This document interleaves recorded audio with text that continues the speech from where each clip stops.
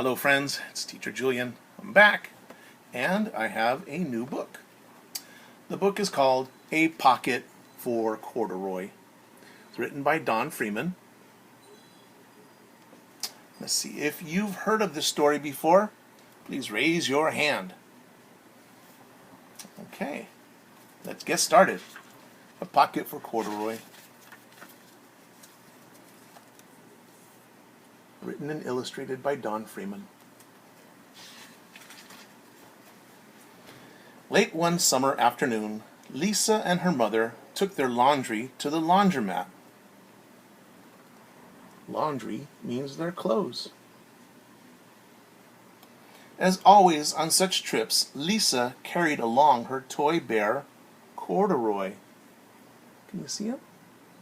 There he is. The laundromat was a very busy place at this hour.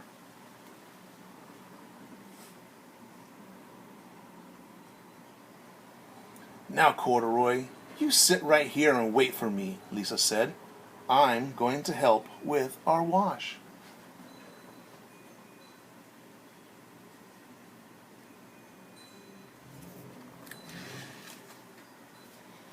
Corduroy waited patiently. Then suddenly perked up his ears. Perked means that they stood up. Lisa's mother was saying, "Be sure to take everything out of your pockets, Lisa dear. You don't want your precious things to get all wet and soapy." What does precious mean? Precious means things that are valuable to that person.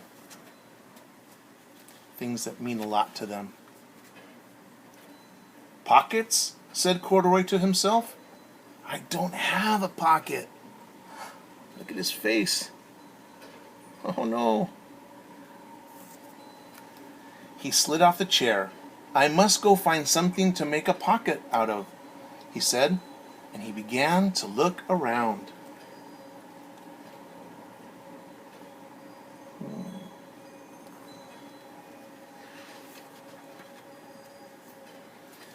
First he came to a pile of fancy towels and washcloths, but nothing was the right size or color. These look very big. These are still a little bit too big. Look how tiny he is. Then he saw a huge sack of colorful clothes in a laundry bag. There ought to be something in there to make a pocket out of, he said. Wonder what's in there.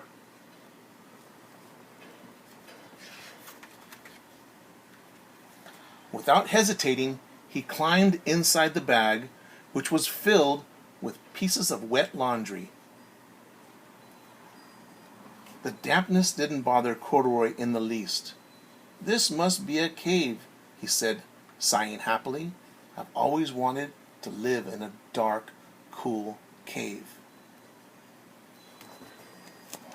Without hesitating, I think that means he didn't wait. He just jumped right in there quickly. And the bag was full of damp clothes. Dampness means wet. When the time came for Lisa to fetch her bear, he was gone. Oh, Mommy, she exclaimed. Corduroy isn't where I left him. I'm sorry, honey, said her mother, but the laundromat will be closing soon, and we must be getting home. Oh no, what do you think Lisa feels? Look at her face.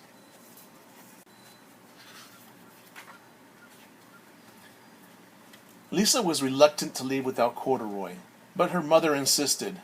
You can come back tomorrow, she said. I'm sure he will still be here. Look at Lisa's face. How does she feel? As they left, a young man wearing an artist's beret was taking his wet laundry out of a bag. The very bag Corduroy had discovered. Before he knew it, corduroy was being tossed together with all the sheets, shirts, shorts, and slacks. That's a lot of laundry. Can you see corduroy? Inside the dryer. But just as the artist was shutting the glass door, corduroy tumbled out onto the floor. How in thunder did that bear ever get mixed up in all my things? The artist wondered.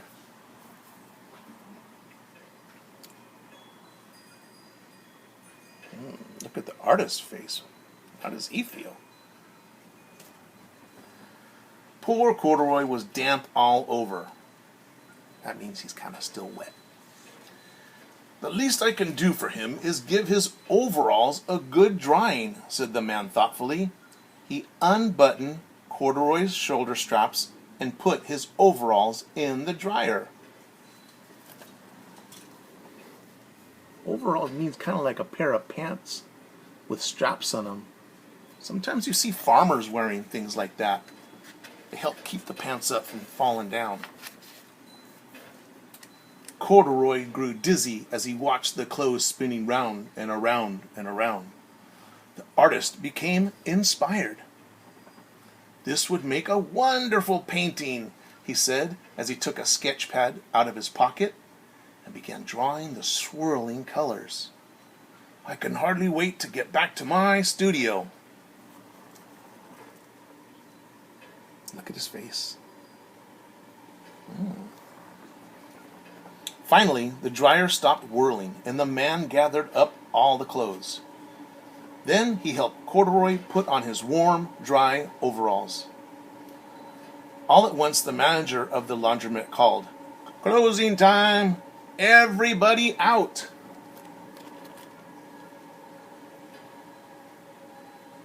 I like it when my clothes comes out of the laundry. It's nice and warm, especially when it's cold out. Corduroy was gently placed on top of the washing machine. I wonder who that bear belongs to, said the artist as he was leaving.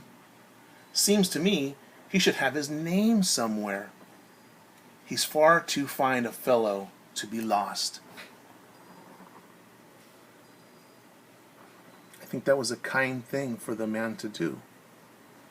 Put him up there for somebody to find.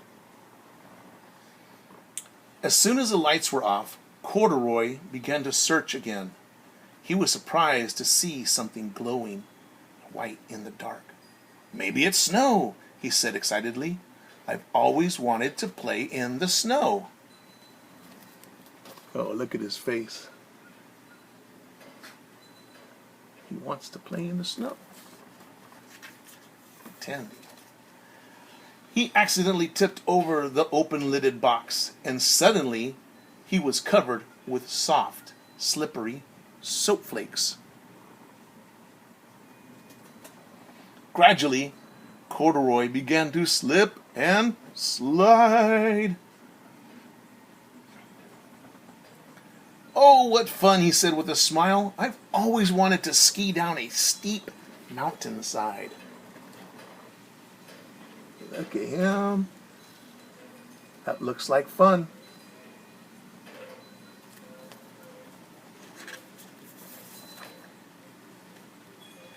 He landed paws first in an empty laundry basket. This must be a cage, he said, peeking through the bars. I've never wanted to live inside a cage like a bear in the zoo. Oh, Corduroy, look at his face.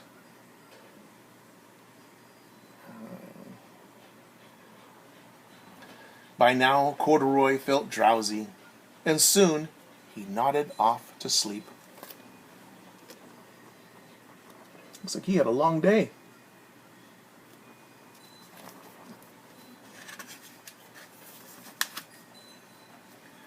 Next morning, when the manager came to open the door of the laundromat, there was Lisa waiting. I left something here yesterday, she explained. May I have a look around? Certainly, said the manager. My customers are always leaving things. She got there first thing in the morning.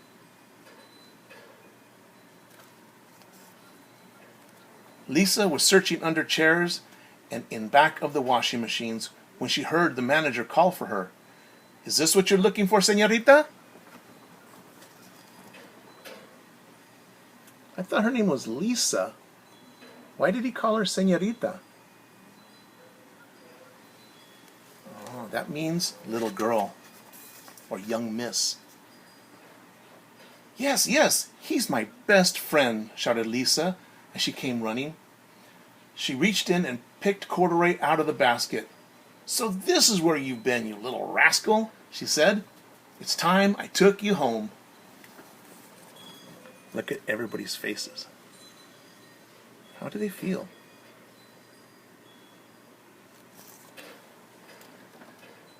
Lisa thanked the manager and ran out the door down the street, holding Corduroy tightly in her arms.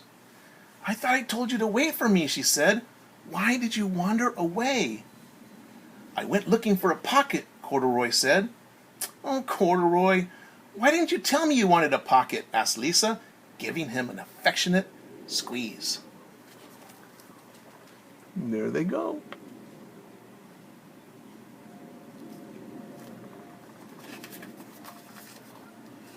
That very morning, Lisa sewed a pocket on Corduroy's overalls. "And here is a card I've made with your name on it for you to keep tucked inside," she said. "I always wanted a purple pocket with my name tucked inside," said Corduroy as he and Lisa nuzzled noses. They are the bestest of friends. Can you see the little card right here? Yoink. That's his name. A Pocket for Corduroy. Nice book. My friends, why did Lisa write his name on the card and put it in his pocket? Is that a good idea? Can you write your name? Do you have a pocket to put it in?